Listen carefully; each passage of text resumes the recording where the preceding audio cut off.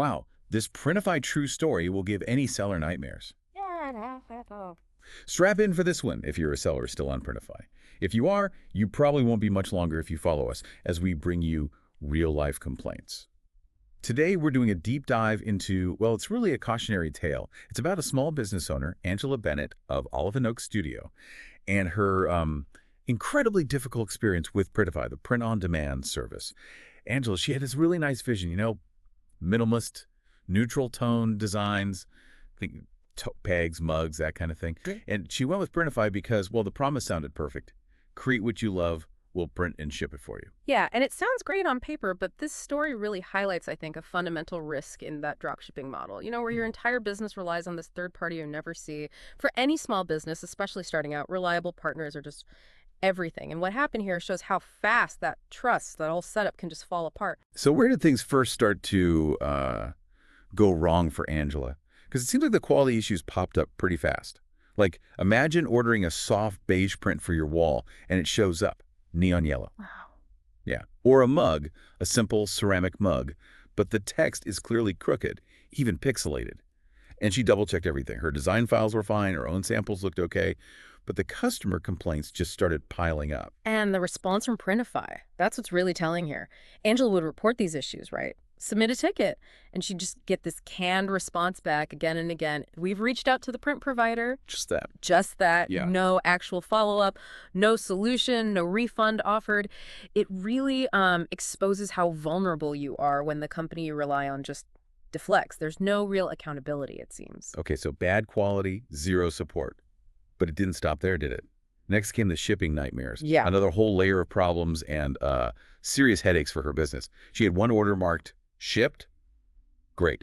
Except the tracking number never worked. Oh. And the package just vanished, never arrived. Yeah. Then, maybe even worse, she had an order going to a customer in New York. Right. It somehow got delivered to Germany. Germany, how does that even happen? Exactly. Angela was, as you can imagine, completely humiliated. And zooming out a bit, what Angela discovered was this wasn't unique to her, not at all. She started looking online, Reddit, various Facebook groups, Trustpilot, and found just pages and pages of similar complaints. The same themes kept coming up. Like what? Things like shipped to the wrong country, or just never shipped, or the classic tracking says delivered, but nothing's here. It wasn't just a few random mistakes. It really suggested something systemic was broken. And that leads us to what Angela called the absolute final straw, and this one is. Yeah. It's genuinely shocking. Okay, so a customer who happens to be a school teacher ordered a poster, a simple You Matter poster for her classroom. Okay, sounds straightforward. Instead of the poster, she received a package. Inside was a calendar, not Angela's design, obviously. Right. A calendar featuring explicit nude images. Wait, what? Nude images sent to a teacher? Yes. And the package. It had Angela's shop name, Olive and Oak Studio, printed right on the label. That is beyond unacceptable. That's incredibly serious.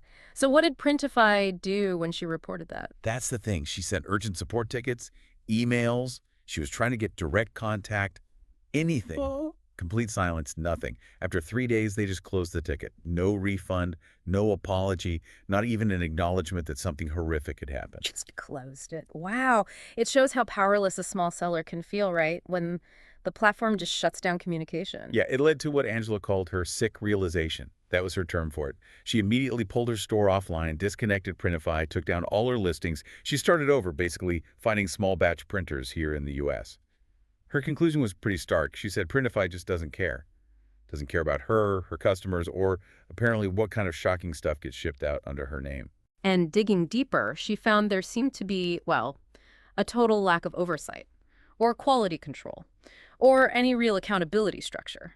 She also found out Printify is actually a Latvian company, and they operate without what you'd consider a functional customer service path, Just a bot, an email address that felt like a black hole, and no phone number to call. So basically hiding behind international borders. It certainly raises that question. It points to a potential issue where global platforms might operate outside the easy reach of, say, U.S. consumer protection laws, leaving small businesses exposed. So Angela's final word on it all, she said basically, I trusted them and they sent porn to my customer.